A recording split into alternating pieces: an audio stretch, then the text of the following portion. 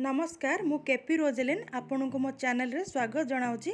आज मु आपण खासी मांसर गोटे बहुत सुंदर रेसिपी नहीं आसी जार ना है माटीहांडी मटन।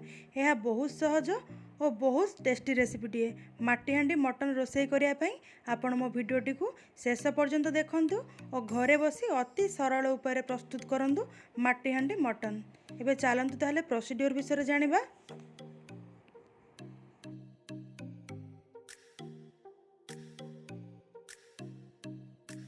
माटीहांडी मटन पाई यही सब होउची तार आवश्यक सामग्री।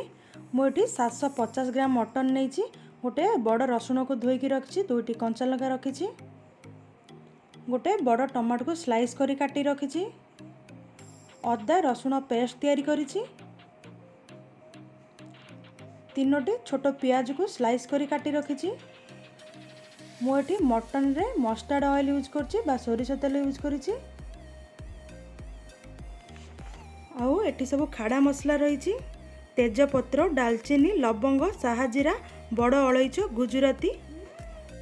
ये मो हाथ तैयारी दही नहीं, हलदी गुंड नहीं, लुण नहीं, आउ एटी सब मसला नहीं, धनिया पाउडर, लंका पाउडर, मटन मसला, गरम मसला और डालचीनी पाउडर। मु प्रथम ये धोईथिबा मटन रे किछि लुण देदेली, हलदी गुंड टिके देदेली, काटिकी रखिथिबा पियाज रु अल्प किछि पियाज देदेली,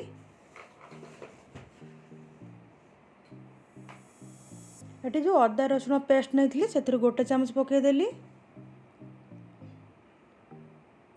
दही ऐड करदेली गोटे चामच, सब गुंड जो नहीं पकईदेली, धनिया गुंड, गरम मसला, डालचीनी गुंड, लंका गुंड,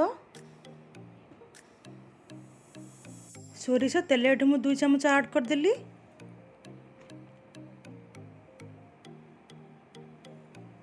तापर भलसे मो हाथ ये पूरा गोलई नेबी समस्त प्रकार मिश्रण को पाखापाखि 2 मिनिट गोलई नेबी।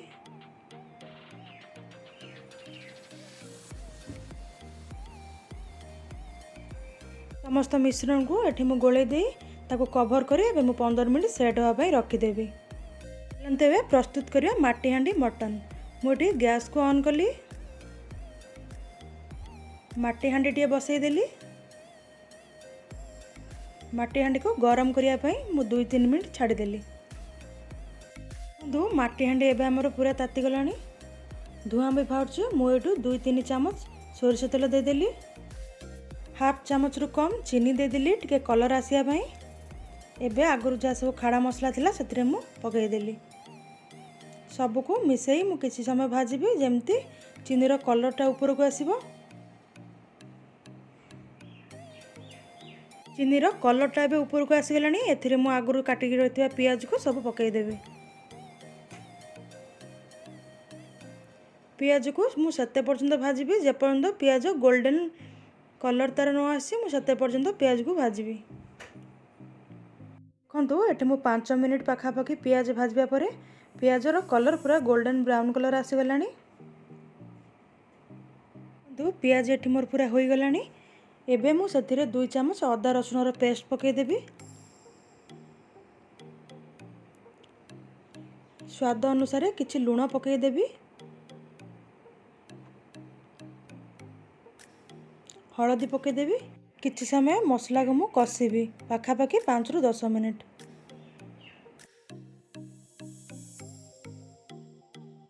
दस मिनिट कषिया परे देखंतु मोर तेल मसला पूरा पूरी भाव अलग हो जाइए, तामाने मसला पूरा रेडी हो गलानी। पे आमे सेथिरे आगरो जो आमे मटन को सब गोलेकी रखथिले एबे से हांडी रे सब दे देबा।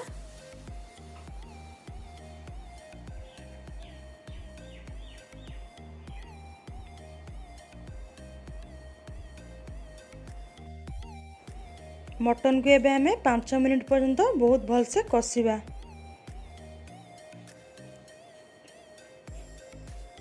देखंतु ये मटन आउ मसला पाखापाखि मिसी गलानी।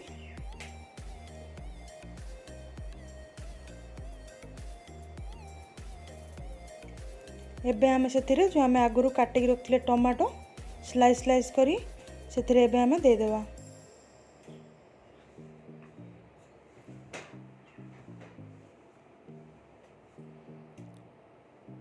मुझे सबू टमाटो को दे देली। एबे माटी हांडीर ढांकणा दे देबी। ढांकणा दे मु एमती ताको छाड़ी देबी पूरा लो फ्लेम रे गोटे घंटा पाई।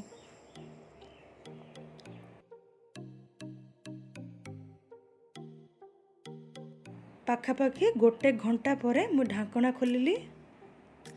देखंतु कि सुंदर भाव में हमर प्रिपेयर होईची माटी हांडी मटन। बहुत बढ़िया से सिझी जाइए, बहुत बढ़िया स्मेल आसुची। आपन तो प्रेशर कुकर रे बहुत टाइम खाइथिबे, थरे माटी हांडी रे रोषेई करी देखंतु, तार स्मेल बहुत बढ़िया आसीबो एवं खाया पई बहुत डिलीशियस लागिबो। आपन एही परि भाव रे माटी हांडी मटन बनांतु, आपन निजे खाआंतु, अन्य मन को खुआंतु। केमिति लागिला मते कमेंट्स रे निश्चय जणाइबे। मु एठी सर्व करिया पई माटी हांडी मटन को फास्ट ठंडा करि नेली। देखंतु केते सुंदर लागुची। उषुना भात सहित एठी मु सर्व करि नेली मोर माटी हांडी मटन। देखिले तो आपण माने केते सहजरे हमर प्रस्तुत हो गला माटी हांडी मटन। जदि आपन को मोर ए माटी हांडी मटन रेसिपीटी भल लागिला ताहले मो चैनल को सब्सक्राइब कर दियंतु, लाइक कर दियंतु, कमेंट कर दियंतु, शेयर मध्य कर दियंतु। पुणी आसीबी आ गोटे नुआ रेसिपी नै। रहूची नमस्कार।